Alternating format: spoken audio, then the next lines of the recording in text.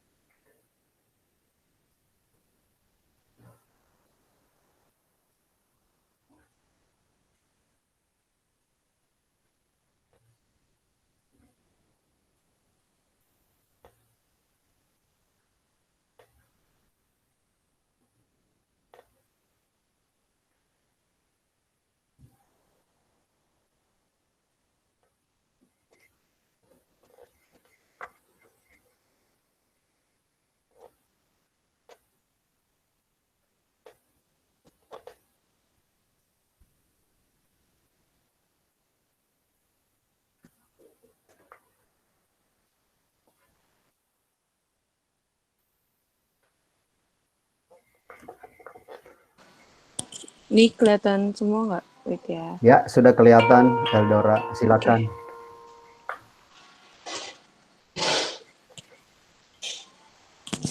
Oke, opening dari Grace.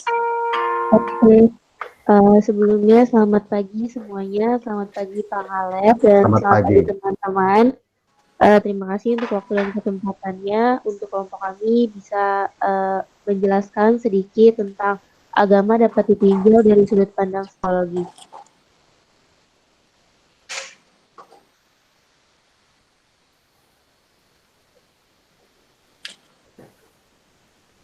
Oke, sebelum kita membahas lebih dalam lagi, saya akan membacakan sedikit definisi dari agama yang teman-teman dan Pak Halep juga bisa baca di laptopnya masing-masing.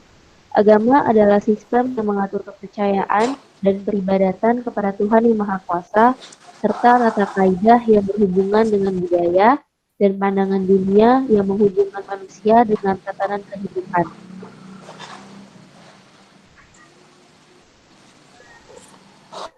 Setelah itu, ada definisi psikologi. Psikologi adalah salah satu bidang ilmu pengetahuan dan ilmu terapan yang mempelajari tentang perilaku, fungsi mental, dan proses mental manusia melalui prosedur ilmiah.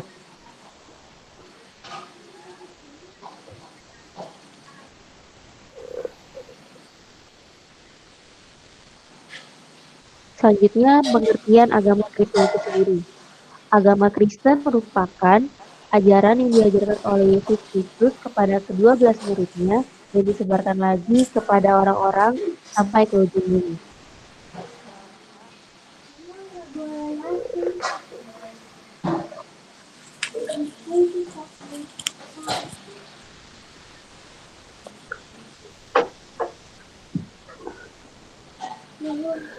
Selanjutnya akan dibahas oleh Jordan Junior.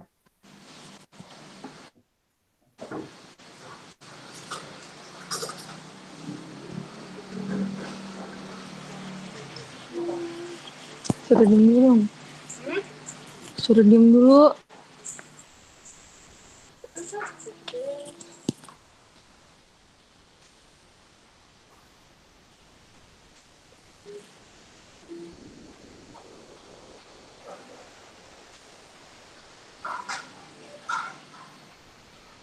Oke, selanjutnya ada arti psikologi dalam agama.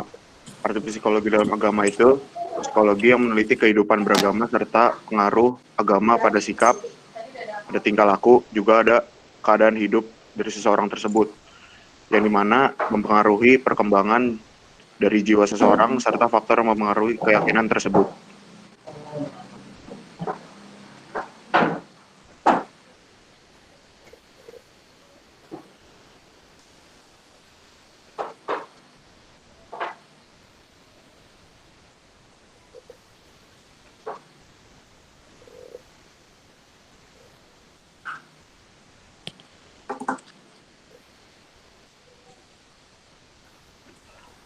Selanjutnya ada pengertian agama dalam psikologi.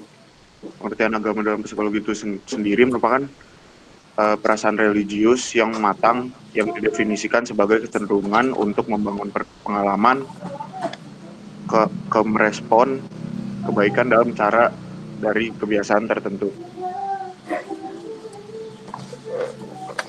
Baik, di slide berikutnya ada manfaat psikologi dalam kehidupan sehari-hari. Yang pertama, ada menanamkan cara berpikir positif. Yang kedua, menanamkan kecerdasan emosional.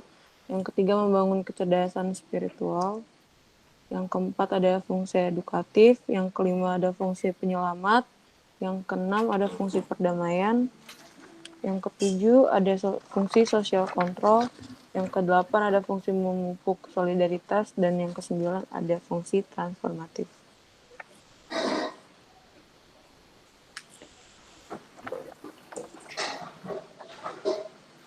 Selanjutnya ada hubungan psikologi dengan agama. Yang pertama tuh mendekatkan diri dengan Tuhan. Itu tuh maksudnya tuh agama Kristen atau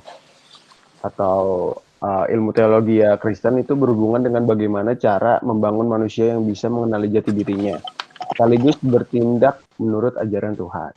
Terus selanjutnya yang kedua adalah membuka diri untuk saling melengkapi. Artinya tuh agama Kristen tuh berbicara tentang manusia seutuhnya yang hidup berkenan pada Allah dengan cara menetapkan tujuan individu menjadi baik menggunakan psikologi. Selanjutnya, yang ketiga, integrasi menjadi kebutuhan mendasar. Dengan ada agama akan membantu kita untuk melakukan integrasi terhadap diri sendiri dan juga orang lain dan juga Tuhan. Selanjutnya yang keempat, memberikan pendapat rasional. Individu bisa percaya pada sebuah agama, dalam hal ini agama Kristen, serta semua kewajiban yang harus dilakukan, yakni rasional terjadi karena pendapat seseorang tentang agama yang diyakini dan memiliki alasan. Yang kelima adalah memahami tradisi keagamaan. Psikologi memiliki peran untuk memahami tradisi-tradisi tersebut seperti apa manfaat yang bisa didapat secara khusus dari pengalaman religi masing-masing individu.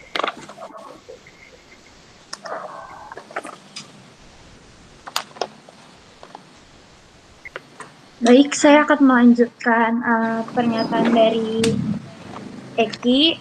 Yang poin ke-6 itu ada membuat sebuah perbandingan. Membuat sebuah perbandingan itu maksudnya agama Kristen itu bisa dibandingkan dengan ilmu psikologi dengan cara memahami tindakan atau ajaran yang dilakukan dan apa para penganutnya pada saat menjalankan ajaran itu. Yang ketujuh, memahami agama lebih baik. Memahami agama lebih baik itu mampu tidaknya individu dalam beragama bisa ditingkatkan dengan cara memberikan ilmu atau pembelajaran yang bisa memberikan ketenangan pada hati orang tersebut. Yang poin ke-8 ada memperdalam ilmu yang didapat. Memperdalam ilmu yang didapat itu maksudnya mempunyai sebuah kewajiban yang harus dilakukan di balik hal tersebut. Tersimpan pelajaran seperti agama Kristen yang memberikan pembelajaran tentang ketenangan pada saat umat melakukan ibadah dan ini berpengaruh terhadap ibadah dan mental attitude. Baik, selanjutnya. Poin ke-9 ada sebagai dasar sebuah pemahaman dan pemikiran. Ini maksudnya akan digunakan sebagai panutan dalam beribadah serta bertindak seperti yang diajarkan juga pada agama lainnya. Yang poin ke-10 membahas ajaran dan praktik. Ini maksudnya adalah dari agama sendiri bisa diulas dan juga dipelajari tentang memakai ilmu psikologi sehingga akan diketahui tentang bagaimana sikap seseorang nantinya bisa terbentuk. Yang ke-11 itu ada sumber situasi dan menjelaskan banyak hal. Maksudnya di dalam poin ini adalah setiap individu itu tentu terdapat alasan atau sumber mengapa hal tersebut dilakukan. Dan ilmu psikologi berperan penting untuk mempelajari sumber tindakan seseorang. Slide selanjutnya akan dilanjutkan kembali oleh Eldora. Oke, yang ke-12 itu ada merumuskan visi pembelajaran. Di visi pembelajaran ini maksudnya itu diharapkan untuk guru Injil, gembala, guru sekolah minggu, ataupun pendeta bisa merumuskan isi dengan tujuan dari isi Alkitab yang akan disampaikan kepada jemaat. Yang terakhir ada memberikan bimbingan dan konseling. Itu artinya itu pengajar dalam agama Kristen juga diharapkan bisa memberikan bimbingan untuk bantuan psikologi secara baik dan benar lewat proses hubungan interpersonal yang penuh akan kehangatan, cinta kasih, dan juga keakraban.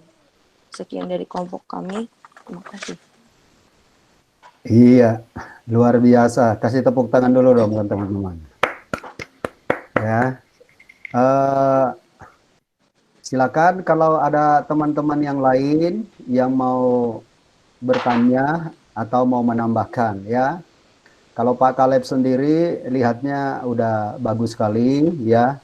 Hanya saya tertariknya di poin yang ke-13 ya. Nomor 13 itu bagus banget karena psikologi itu bisa berperan penting juga di dalam pelayanan ya. Jadi itu luar biasa, sangat menarik. Nah, mungkin teman-teman yang lain kalau ada yang mau bertanya, mungkin 1-2 orang lah. Nggak boleh nanya semua juga, nanti waktunya habis. Nanti kelompoknya Grace akan siap menjawab. Silakan teman-teman yang mau bertanya.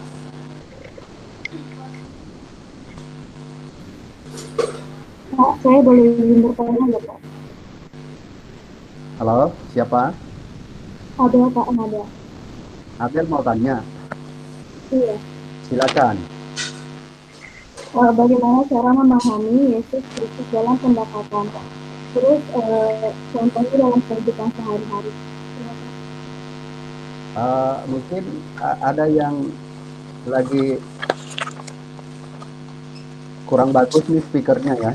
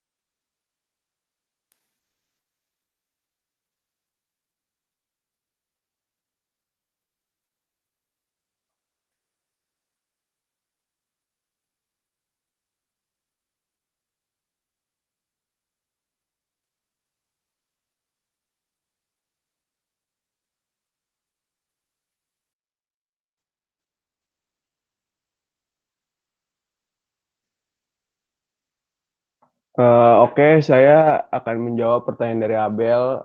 Pertanyaannya itu, bagaimana cara memahami Yesus Kristus dengan pendekatan psikologis dan contohnya dalam kehidupan sehari-hari? Terima kasih. Yang pertama tuh bisa kita mulai dari hal-hal sederhana sebenarnya. Dari mulai baca Alkitab setiap hari, renungin Alkitab setiap hari, terus juga kita terapin dalam kehidupan sehari-hari, itu merupakan cara pendekatan psikologis memahami Tuhan Yesus itu kayak gimana. Karena Alkitab sendiri itu juga turun dari pada kuasa Tuhan Yesus. Jadi kalau bagaimana sih cara memahami Tuhan Yesus Kristus dengan cara sederhananya, ya dengan membaca Alkitab. Terus bisa juga dengan berdoa kepada Tuhan, karena itu juga salah satu cara komunikasi kita dengan Tuhan. Selanjutnya itu juga dengan ibadah setiap hari Minggu.